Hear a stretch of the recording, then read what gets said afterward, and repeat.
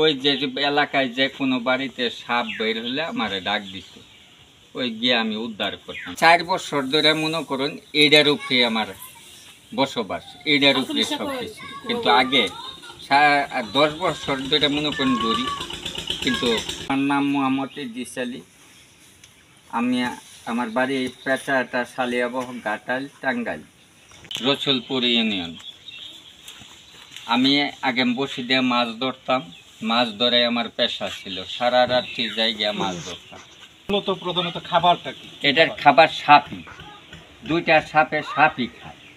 এটা কোনো ব্যাঙ খায় না, মাছ খায় না, সাপ খায়। ওই যে এটার মধ্যে 200 রুপে আছে। আর সাপ গোনা মনে করেন মানুষের ঘরে থেকে রাত্রে দিনে যে জায়গায় বাইরে আমি আইনা নিরাপদ আশ্রয় এটা রাখি। এটা তো বিষদার জিনিস।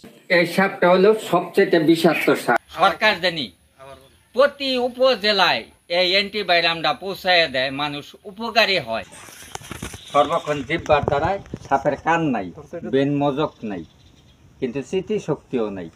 জিব্বার দেশনে হ্যাঁ, এই না, কিন্তু রাত্রে চোখে দেয়, দিনে চোখে দেখে না।